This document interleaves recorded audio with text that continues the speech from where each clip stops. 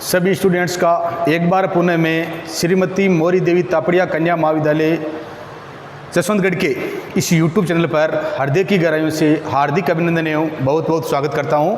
हमारी ये जो नया सेशन है 2021-22 का, इसमें हमारी BA फाइनल ईयर जो पोल साइंस है, इसकी IR इंटरनेशनल रिलेशन, हम ये अंतर्राष्ट्रीय संबंध इंटरनेशनल रिलेशन है, ये वाली हमारी जो बुक है ये पढ़ रहे हैं। ये हमारा जो सेकंड पेपर है वो है, फर्स्ट पेपर है उसको हम एक बार तो पहले पढ़ चुके हैं, दोबारा अब चालू करेंगे दोबारा। तो आज की जो हमारी क्लास है वो जो IR अंतर्राष्ट्रीय संबंध इंटरनेशनल रिलेशन से संबंधित है। इसमें हम हमारी जो प्रीवियस वीडियो उसमें चीन की जो विदेश नीति है, हम चीन की विदेश नीति के बारे में पढ़ रहे हैं, और इस क्लास में हम चीनी विदेश नीति है, इसकी प्रमुख जो विशेषता है वो आक्रामकता है। क्वेश्चन एक आया हुआ है 4 नंबर वाला B पार्ट वाला कि चीनी की जो विदेश नीति की प्रमुख विशेषता क्या है, तो आक्रामकता है, इस बात का ध्यान रखना है। छोटा वाला क्वेश्चन आ जाए कि चीनी विदेश नीति की प्रमुख विशेषता क्या है, तो आक्रामकता है। और अब आक्रामकता किस प्रकार है उसके बारे में हम अध्ययन करेंगे। तो आज की हमारी जो ये क्लास है चीनी विदेश नीति की प्रमुख विशेषता आक्रामकता, इस आक्रामकता के बारे में होगी। अब सबसे पहले चीन की स्थापना, वो चीन में जो साम्यवादी शासन है इसकी स्थापना अक्टूबर 1949 में हुई थी। जो हम वर्तमान चीन की बात करते हैं तो इसकी स्थापना पूछ ले क्वेश्चन 2 नंबर वाला कि वर्तमान जो चाइना है इसकी स्थापना कब हुई, तो कब हुई, अक्टूबर 1949 में हुई। इस बात का ध्यान रखना है। आक्रामकता चीन का स्वभाव है। आक्रामकता जो ये चीन की विदेश नीति की प्रमुख विशेषता है वो आक्रामकता है, और आक्रामकता है वो चीन की विदेश नीति है, इसका क्या है, प्रमुख विशेषता है। आक्रामकता है वो चीन का क्या है, स्वभाव है। आक्रामकता या आक्रामक व्यवहार है वो चीन की विदेश नीति या चीन का क्या है, स्वभाव है। आक्रामकता का मतलब प्रहार या हमला नहीं है, किसी न किसी तरीके से दूसरे देशों या अपने देश में भी इसी तरह की स्थितियां पैदा करने की कोशिश करना जिनसे तनाव बनता है और बढ़ता है। ये चीन आक्रामकता है, चीन का क्या है, विदेश नीति है, इसका स्वभाव है। चीन इस प्रकार की जो स्थितियां पैदा करता है जिससे क्या है, तनाव बढ़ता है। तो इस आक्रामकता है वो चीन की क्या है, ये स्वभाव है, वो इस प्रकार की स्थितियां पैदा करना चाहता है।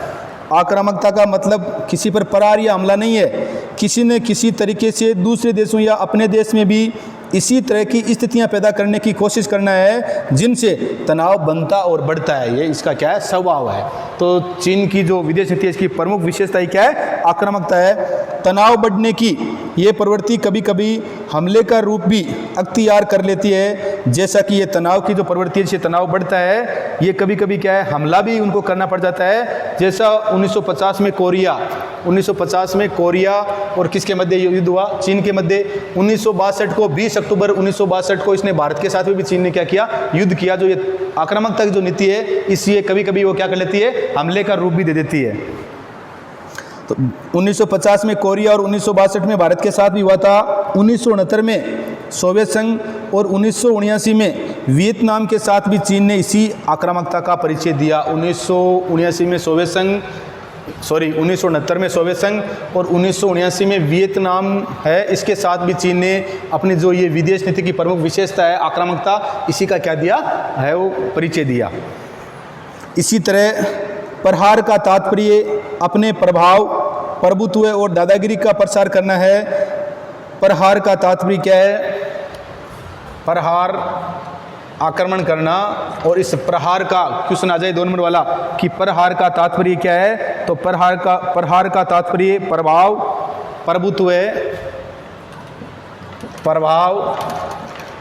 प्रभुत्व व अपनी दादागिरी का प्रसार करना। प्रहार का तात्पर्य क्या होता है, तो प्रहार का तात्पर्य क्या होता है, तो प्रभाव, प्रभुत्व और दादागिरी का प्रसार करना। चीन शायद यही चाहता है। चीन का मानना है कि इस तरह की गतिविधियों से केवल इतिहास के पन्नों में ही उसका स्थान स्थायी नहीं हो, बल्कि अंतर्राष्ट्रीय क्षेत्र में भी उसका दबदबा बढ़े। मोटे तौर पर दूसरे को आतंकित करने की नीति ही शायद उसका स्वभाव बन चुका है। चीन की जो विदेश नीति है ये ऐसी बन गई है, उसका स्वभाव ऐसा ही बन गया है कि दूसरे को क्या करना, आतंकित करना, दूसरे को क्या करना, डराना। ये चीन की विदेश नीति का क्या बन गया, स्वभाव बन गया है। तो दूसरे को आतंकित करना ही चीन की विदेश नीति इसका स्वभाव बन गया है। अब चीन की स्थापना अक्टूबर 1949 में वर्तमान चीन की स्थापना हुई और 1950 में ये किससे उलझ गया, कोरिया से उलझ गया। तो अक्टूबर 1949 में वर्तमान चीन की स्थापना हुई, 1950 में वह कोरिया से उलझ गया। कोरिया युद्ध में चीन ने बड़े पैमाने पर भाग लिया, अपनी नियमित सेना और हजारों सैनिक इस युद्ध में झोंक दिए और चीन का मकसद है तब ये था कि अमेरिका के प्रभाव को कम करना था। और इस कोरिया युद्ध में चीन है इसका भाग लेने का कारण ये था कि चीन ये चाहता था कि इस कोरिया युद्ध में जो अमेरिका है इसके प्रभुत्व को क्या करना, कम करना। कोरिया युद्ध में चीन ने इसलिए भाग लिया कि वो अमेरिका का जो प्रभुत्व है उसको क्या करना चाहता था, उसको कम करना चाहता था। इसलिए उसने अपने हजारों सैनिक इस युद्ध में झोंक दिए। एक बार चीन का उलझा हुआ तो वह बढ़ता ही चला गया। कोरिया के बाद हिंद चीन है, तिब्बत है, म्यांमार जो आजकल चीन का हिस्सा, ये म्यांमार बर्मा है, तिब्बत है, इसको तो चीन ने अपना हिस्सा बना ही लिया। इंडोनेशिया, मलेशिया आदि स्थानों में उसका प्रभाव बढ़ना शुरू हो गया। और 7 फरवरी 1963 की घटना है। 7 फरवरी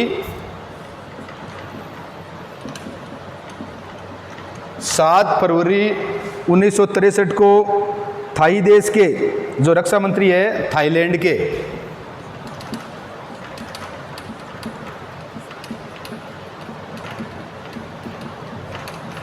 सात फरवरी 1963 की घटना है। थाईलैंड के जो रक्षा मंत्री है जनरल थानम कीर्तिकाचारण, इन्होंने भी चीनियों की घुसपैठ और सीमा पर पर्वतीय जो कबाली है उनको उकसाने का आरोप लगाया। तो 7 फरवरी 1963 को थाईलैंड के रक्षा मंत्री जनरल थानम कीर्तिकाचरण, इसने भी चीनियों की चीनी वो घुसपैठ कर रहे हैं और जो उनके पर्वतीय इलाके हैं जहाँ से इसकी सीमा लग रही है उनमें जो ये कबायली है उनको उकसाने का आरोप लगाया। किसने? थाईलैंड ने। तो चीन की ये इनका स्वभाव ही ऐसा है कि अपने पड़ोसी देश को क्या करना, जो आतंकित है वो करना, डराना। 1956 में म्यांमार बर्मा ने आम चुनाव में चीन द्वारा उसके आंतरिक मामलों में हस्तक्षेप करने का विरोध भी किया गया। और 1956 में जो म्यांमार बर्मा में जब ये चुनाव हुए, म्यांमार के चुनाव, तो उसमें चीन ने आंतरिक रूप से क्या किया, हस्तक्षेप किया। और इस बात को स्वयं म्यांमार ने क्या किया, स्वीकार किया और विरोध भी दर्ज कराया। म्यांमार बर्मा ने आरोप लगाया कि चीनी म्यांमार सरकार विरोधी संगठनों को धन और हथियार से सहायता कर रहे हैं। म्यांमार के अल्पसंख्यकों को, खास तौर पर कोचिन को, जो कोचिन वहाँ पर अल्पसंख्यक है, म्यांमार में जो ये कोचिन जो समुदाय है ये अल्पसंख्यक है और इनको ये हथियार और उनकी आर्थिक रूप से सहायता करके ये भड़काने का काम कर रहा है। वहाँ पर जो म्यांमार या बर्मा की जो सरकार है उसकी विरोधी है, उसका काम करवा रहे हैं, हथियार भेज रहे हैं, पैसे दे रहे हैं। तो अल्पसंख्यक कोचिन को भड़काने में भी चीनियों का हाथ है। इसी प्रकार का आरोप 1958 में जापान में लगा और इसी प्रकार 1958 की घटना है, जापान ने भी चाइना पर क्या लगाया, आरोप लगाया। और क्या आरोप लगाया? जापान के तत्कालीन प्रधानमंत्री किसी ने चुनाव प्रचार के दौरान कहा कि चीन कुछ सरकार विरोधी मोर्चों को सक्रिय सहयोग दे रहा है। जापान ने कहा कि चीन है, चुनाव के प्रचार में जापान के प्रधानमंत्री किसी ने कहा था कि चीन है वो सरकार का विरोध है, इस प्रकार के सक्रिय काम कर रहा है। 1950 से 54 में इंडोनेशिया ने भी चीन के द्वारा उसके आंतरिक मामलों में दिलचस्पी और हस्तक्षेप का आरोप लगाया। 1950 से लेकर 54 तक इंडोनेशिया ने भी कहा कि चीन है वो उसके जो आंतरिक मामले हैं उनमें क्या कर रहा है, मतलब दिलचस्पी ले रहा है और हस्तक्षेप कर रहा है। इंडोनेशिया में एक समय तो ऐसा लगने लगा कि वहाँ पर चीनियों का ही शासन है। यदि राष्ट्रपति जनरल सुहार्तो समय पर कदम न उठाते तो